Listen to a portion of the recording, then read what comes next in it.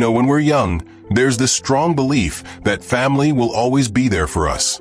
It's comforting to think that our kids, our siblings, even our spouse, will somehow always stay close, always ready to lend a hand when we get older. But what if that's not the case?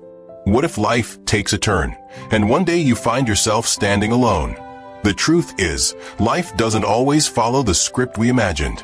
I was recently reading a report that said over 3 million older people in the UK now live completely on their own.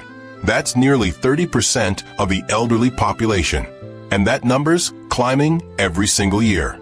So statistically speaking, there's a good chance that either you or I, or someone we love, is going to be living alone in their later years. And let me tell you a little personal story. My aunt, her name's Margaret, she's 92 now. She lost her husband, Charles, more than 15 years ago. And ever since, she's been living independently. She has a couple of kids, but they're scattered across different parts of the country, busy with their own lives, their own careers, raising their own families. Margaret has built a life where she doesn't depend on anyone. And looking at her, I realize something important. If we want our later years to be happy, peaceful, and fulfilling, we can't simply hope others will always be there. We need to prepare ourselves, properly, deliberately, starting today. Now, it's easy when you're in your 40s or 50s to assume you'll have a built-in support system forever. You think, oh, my kids will check in, or my siblings will be around. Maybe even, my spouse and I will always have each other. But if you think about it, kids move on. They create their own families, often miles or even countries away. Spouses, heartbreakingly, pass away. Siblings have their own challenges to deal with. Friends scatter. The older you get, into your 60s, 70s, and beyond, the clearer it becomes that family isn't guaranteed. If they're there, wonderful. But if not, you still need to be okay.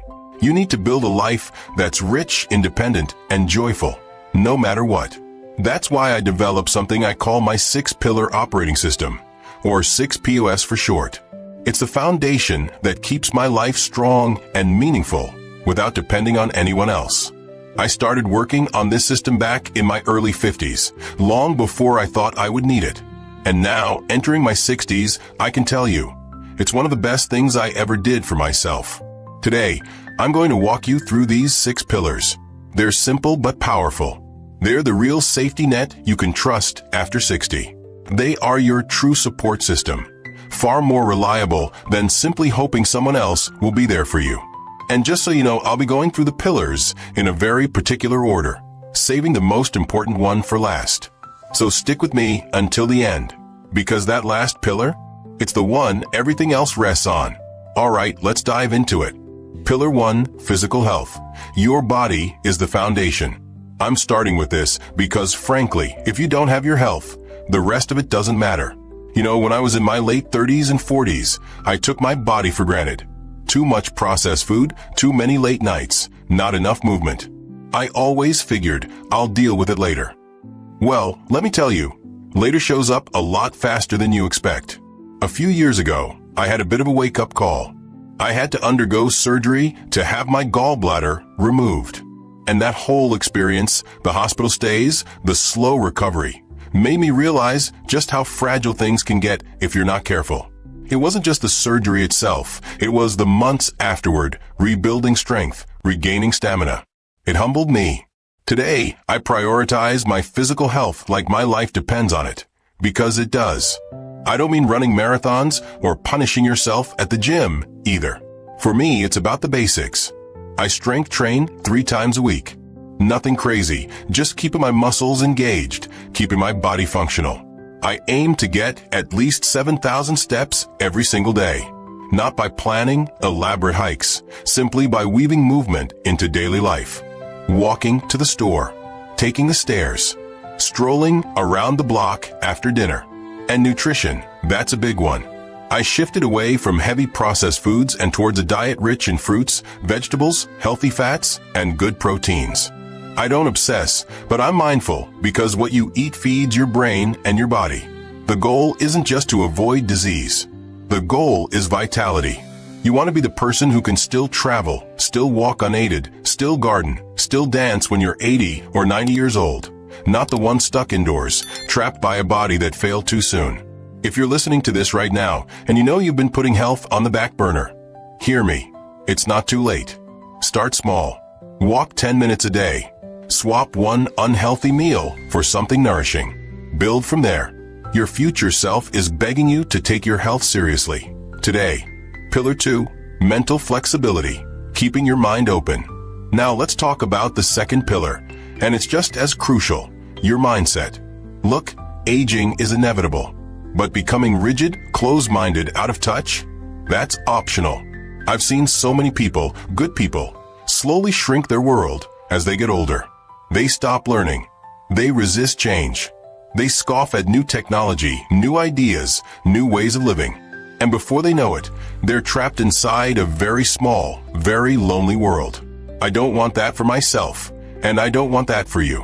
One of the things I committed to in my 50s was staying mentally flexible, learning something new every month, even if it's small, exploring new tools, whether that's learning how to use a smartphone better, dabbling in video editing, or even understanding a bit of cryptocurrency, not because I want to invest, but because it's part of the world now.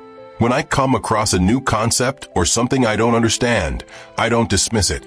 I jot it down in my notes app on my phone and look up later. I stay curious. If you don't use your brain, it's just like your muscles. It atrophies. It gets weaker. But when you keep learning, questioning, experimenting, your mind stays sharp, adaptable, and alive. And honestly, isn't that how you want to be remembered? As someone engaged with life right to the very end? Technology, culture, even the way we communicate, all of it will keep evolving. Don't be left behind. Lean in. Adapt.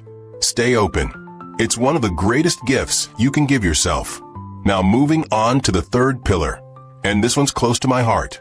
It's about purpose and passion.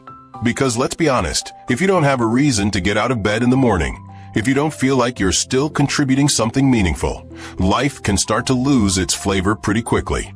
I've seen it happen time and again. People retire, they throw themselves a little party, maybe take a trip or two, and then silence. The days start to blur. The excitement fades. They feel invisible, useless, like their best chapters are already behind them. But here's the thing, those chapters are only blank because they haven't written them yet. Retirement is not an ending. It's just a new beginning. You don't stop mattering when you stop working. You don't stop contributing. You just shift the way you do it. And if you do it right, this can be the most creative, most fulfilling phase of your life. When I stopped working full-time, I knew I had to find new passions to fill the space that work had occupied for so long. For me, it became about creating. I started writing more. I explored photography, something I'd always been curious about, but never had time to dive into.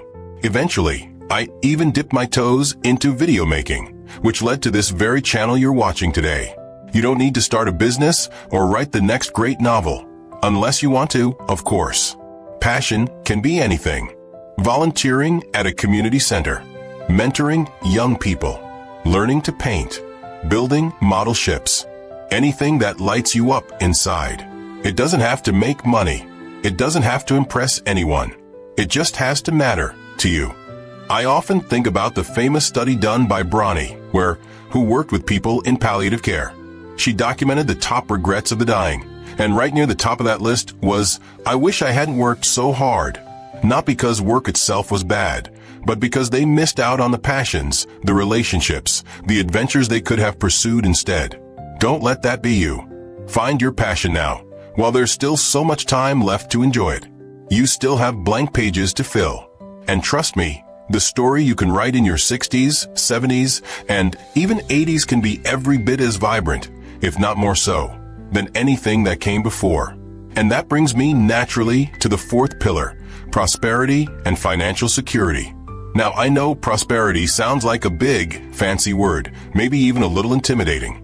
But in this context, prosperity simply means this: having enough financial freedom that you can live on your own terms. It's not about being rich. It's not about driving a Bentley or living in a mansion. It's about not lying awake at night worrying about bills. It's about knowing that you have enough to meet your needs, pursue your interests, and maintain your independence without relying on anyone else. Because let's face it, financial stress is corrosive. It seeps into every part of your life. It affects your health, your relationships, your peace of mind. And in later life, when you're supposed to be enjoying the fruits of decades of hard work, the last thing you want is to feel trapped because you didn't plan ahead. Now, I'll be honest, I didn't always get it right when it came to money. In my 30s and 40s, I wasted plenty on things that didn't really matter. But somewhere around my early 50s, my wife Laura and I had a long, honest talk about what we wanted our future to look like. We realized that the less we needed, the freer we could be. So we made some deliberate choices. We downsized, sold the big, sprawling house that was more maintenance than joy once the kids moved out. We shifted to a smaller, cozier home that costs far less to run and keeps us closer to the heart of the community. We also started simplifying our lifestyle.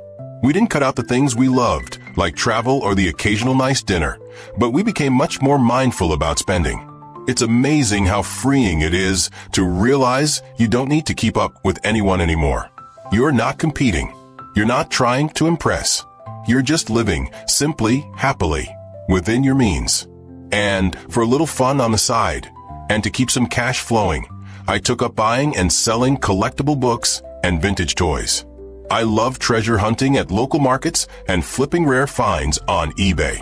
Sometimes it's just a few pounds profit. Sometimes it's a small windfall. But more than the money, it gives me a sense of engagement, of creativity. And yes, a little extra padding for the savings account never hurts. Here's the big thing I want you to hear. Financial independence doesn't necessarily mean you never work again. It means you get to choose what you do and who you do it for. If you still want to take on a project, fantastic. If you want to volunteer, even better. But you're not forced into anything just to keep the lights on. You live life on your terms. And that, to me, is the real definition of prosperity. Now let's move on to the fifth pillar, one that often gets overlooked, but is absolutely vital for true happiness. This pillar is about spiritual and philosophical strength. Now don't worry, when I say spiritual, I'm not talking about religion necessarily. I'm not here to preach, and I'm certainly not telling anyone what to believe. In fact, I'm not particularly religious myself. But what I have found, and what I know many others find too, is that having some sense of connection to something bigger than yourself is essential for emotional peace as you age. It could be nature. It could be the universe. It could be a quiet personal faith. It could even be the timeless wisdom passed down from ancient thinkers. The point is, when you have a way of seeing yourself as part of a bigger picture, it gives your life a kind of grounding, a calmness, a perspective that money and achievements alone can't provide. One of my favorite ways to tap into this pillar is simple. I go on long solo walks, especially out in nature. Just being under the open sky, listening to the wind through the trees, noticing the changing seasons.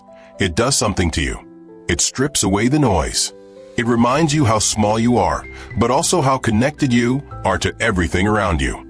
There's a little park near where I live, a quiet, often overlooked green space with winding trails and an old stone bridge. I'll often grab a cup of coffee, leave my phone in my pocket, and just walk for an hour or so. Not trying to think about anything in particular, just letting my mind breathe. Those walks have become my church, my therapy, my meditation. Another thing that's been really meaningful for me is reading ancient texts. Over the past few years, I've found myself diving into the writings of philosophers like Lao Tzu, Marcus Aurelius, and Confucius. There's so much timeless wisdom there, lessons about resilience, about humility, about living a good life no matter what circumstances you find yourself in. One book I particularly love is called The Path by Michael Poot, a professor from Harvard. It's about how ancient Chinese philosophy can be applied to modern life, and it's incredibly grounding. It reminds me that happiness isn't about chasing constant excitement. It's about cultivating small, meaningful habits, day after day. It's about finding beauty in the ordinary, about showing kindness even when nobody notices, about being present. When you develop this spiritual or philosophical foundation, life becomes less frightening. Aging becomes less frightening. Loss becomes less frightening. Because you realize you're part of a bigger story, one that stretches far beyond the boundaries of your own little life. And that perspective? It makes everything easier to bear. It makes joy deeper. It makes sorrow lighter. It makes solitude feel sacred rather than lonely. If you don't already have a spiritual or philosophical practice, now's the perfect time to explore one. Not for anyone else's approval, just for your own peace of mind. And that brings us to the sixth and final pillar, your social circle. Now, let me be clear about this. After 60, relationships matter more than ever, but not just any relationships. The right relationships. I'm not talking about collecting hundreds of acquaintances on Facebook or trying to maintain a wide network of shallow connections. I'm talking about cultivating a small, tight-knit group of people you genuinely care about, and who care about you in return. Because here's the harsh truth, loneliness kills. Study after study has shown that chronic loneliness is as bad for your health as smoking 15 cigarettes a day. It increases your risk of heart disease, dementia, depression, and early death. When family support becomes less reliable, when kids are busy, spouses pass away, siblings move away, friends can become your chosen family. But you have to be deliberate about it. Good friendships don't just happen by accident. They take effort, nurturing, and most importantly, shared experiences. When I was younger, I had dozens of casual friends. After a night out, I could barely remember who I talked to or what we'd laughed about. It was fun, sure, but it was shallow. Now, in my 60s, I can count my true friends on one hand. And that's exactly the way I want it. These are the people who I know would show up for me without being asked. The ones I can talk to about anything, the good, the bad, the messy. And they know they can do the same with me. There's no judgment, no keeping score. Just mutual respect, affection, and trust. One of the ways I've built and maintained these friendships is by actively engaging in things I love and finding other people who love them too. For instance, I joined a local photography group a few years back. Not because I desperately needed new friends, but because I wanted to deepen a passion. The friendships that grew out of that happened naturally. They were rooted in shared joy, not obligation. Another example is starting this YouTube channel. Through creating content and engaging with people who share similar values, I've built connections that genuinely enrich my life. Some of those connections have even turned into real-world friendships, which is something I never expected, but am deeply grateful for. If you're sitting there thinking, I don't really have anyone like that, don't panic. It's never too late. Join a book club, take a cooking class, volunteer for a cause you believe in. You don't have to network or try to impress anyone. Just show up, be curious, be kind, and let real connections form naturally over time. And one more thing, when building your circle, make sure you're surrounding yourself with positive, uplifting people. People who energize you, who believe in you, who respect you. Life is too short to spend time with those who drain your spirit or make you feel less than you are. Protect your energy fiercely. Choose your people wisely. And invest in those relationships wholeheartedly. Because at the end of the day, no matter how independent you are, no matter how strong your pillars are, we all need someone to walk the road with us, even if it's just a few trusted companions. So now that we've walked through all 6 pillars, physical health, mental flexibility, passion, prosperity, spirituality, and true friendships, there's one last thing I need to say, and it's probably the most important message in this entire video. You have to build these pillars before you desperately need them. I can't stress that enough. You can't wait until crisis hits. You can't wait until loneliness creeps in or illness forces your hand. These pillars are like planting trees. You plant them today so they can shelter you years from now. You start building strength before the storm comes, not in the middle of it. If you're in your 40s or 50s, now is the perfect time to start. If you're already in your 60s or 70s, that's still okay. But you need to start today, not tomorrow, not next year, today. The good news is even small steps make a difference. A 15-minute walk, a new hobby, a friendly hello to someone you see regularly, a few minutes of reflection in nature, a new note in your phone about something you want to learn. These tiny actions build momentum. Over time, they create a life that doesn't just survive, it thrives. And here's the beautiful thing.